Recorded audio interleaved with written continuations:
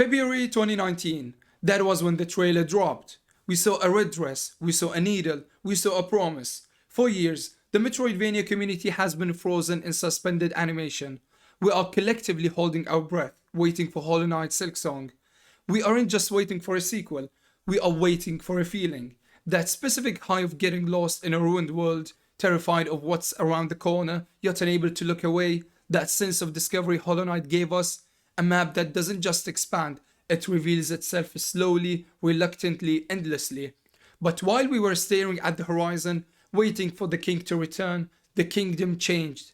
New challenges didn't just enter the arena, they started rewriting the rules. Nine Souls arrived and proved that 2D combat could be as complex, punishing, and rewarding as Sekiro.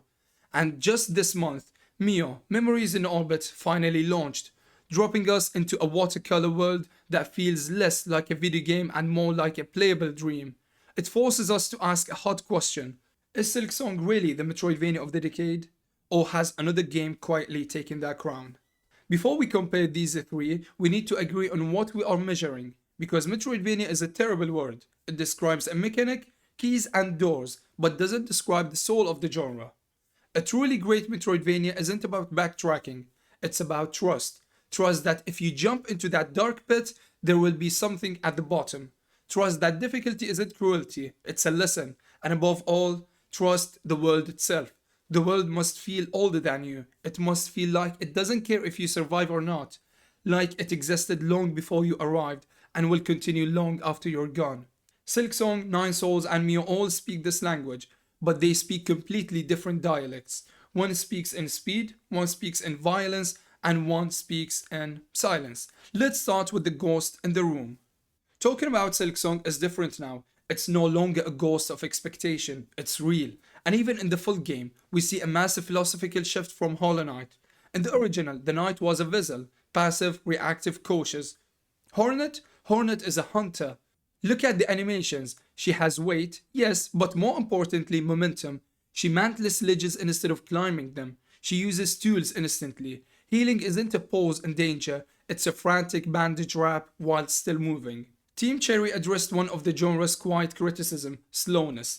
They built a world that demands mastery of verticality. If Hollow Knight was about surviving the depths, Silksong is about conquering the heights. The setting is Farloom, a kingdom ruled by song and silk. The quest system allows different loadouts that fundamentally change how you interact with the world.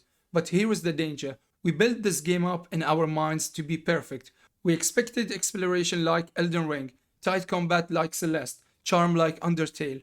Silksong is excellent, but can it survive the weight of all that anticipation? Right now, it's still the dream of a perfect game. But while Silksong was busy fulfilling expectations, another game was busy redefining the rules.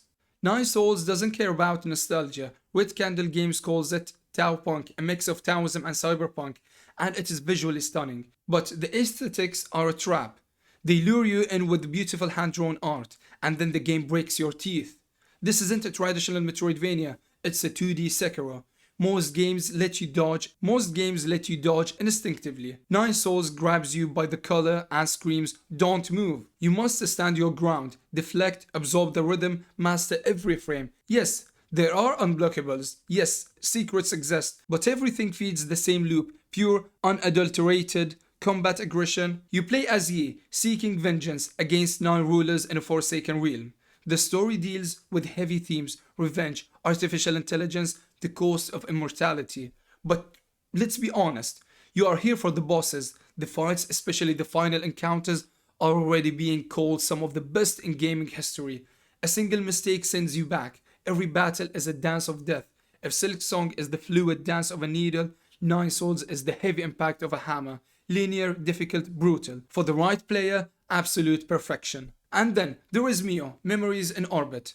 While Nine Souls screams at you, MIO whispers. Released this January by this team, I can't read the name, it reminded me why I fell in love with Super Metroid all those years ago. It's the isolation. You play as an android on a massive decaying spaceship, the Vessel.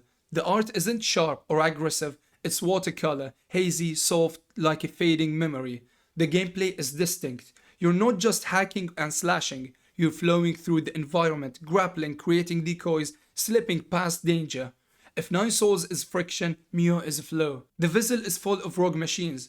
Rooms look like abstract paintings brought to life. Exploring isn't conquest, it's archaeology. You aren't dominating, you are uncovering. It is for the player who turns off the lights, puts on noise cancelling headphones, and just drifts. It's the kind of game that leaves you staring at the credits with a quiet, lingering sense of loss. So, the question isn't which is better, that's boring. The real question is, what are you hungry for? Silksong, pinnacle platforming, a massive living kingdom, ultimate polish, a masterpiece of precision. Nine Souls, combat that challenges every reflex, demanding frame perfect mastery.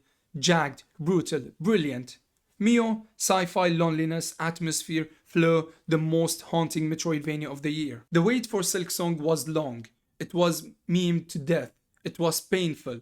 But looking at Nine Souls and MIO, something is clear. The genre didn't stop.